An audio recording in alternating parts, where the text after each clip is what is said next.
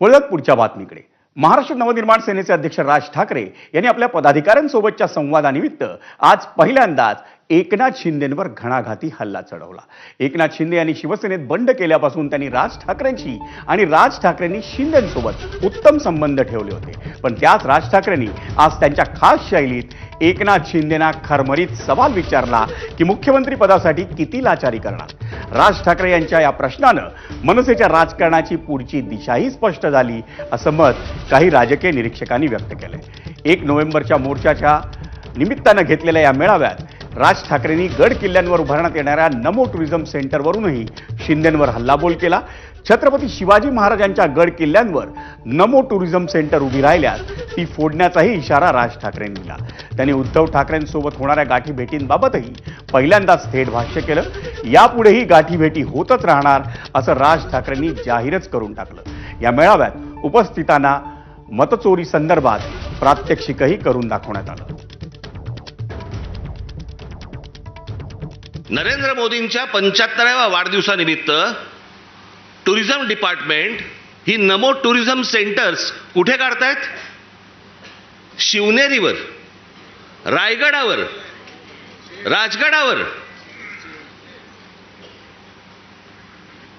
जिथे फक्त आमच्या महाराजांचं नाव असलं पाहिजे इथे टुरिझमचे आता सेंटर्स काढायला निघालेत. मी आत्ता सांगतोय, सत्ता असो नसो, वर नाही, खाली नाही, आजूबाजूला नाही, कुठेही नाही,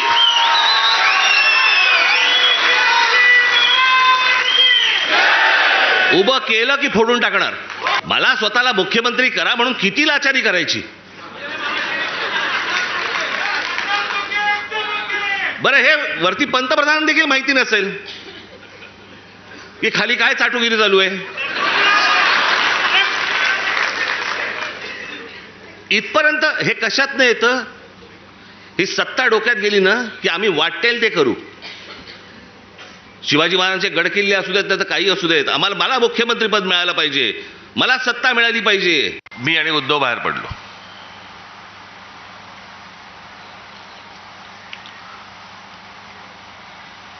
मी त्याला विचारणार होतो, तिकडे जे सगळे कॅमेरावाले होते त्यांना विचारणार होतो, कारण परत परत सुरू करणार 11वी भेट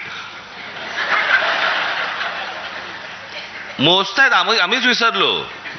बरं, तर सोडून द्या ना. आता उठणं बसणं तर होणार आहे, भेटणं होणार आहे, ते चालू राहणार आहे. हे जे चाललंय हे या महाराष्ट्रातल्या, या देशातल्या प्रामाणिक मतदाराचा अपमान सुरू आहे. तो मतदार उन्हातानामध्ये रांगेमध्ये उभा राहतोय, त्यांना ज्याला हवंय त्याला तो मतदान करतोय. पण येणारे जर समजा रिझल्ट समजा विचित्र लागणार असतील तर मला असं वाटतं की त्याच्या तो मताचा अपमान आहे. परवाच्या मोर्चाला तर दणदणीतपणे तुम्ही याच, पण त्याच्यानंतर घराघरामध्ये जाऊन तुम्हाला चेहरे कळले पाहिजेत, कोण मतदार आहेत, कोण उतरतायत, कोण जात आहेत. हे प्रत्येक ठिकाणी जे सगळे दुबार बिबार भरलेत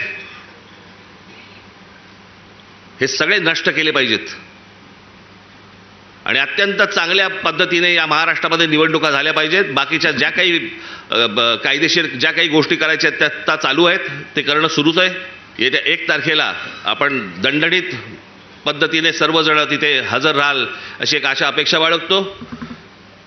मग अशी म्हटल्याप्रमाणे तिकडे बसेस सगळं किती होऊ शकणार आहे मला माहिती नाही आहे, कारण शक्य नाही होणार.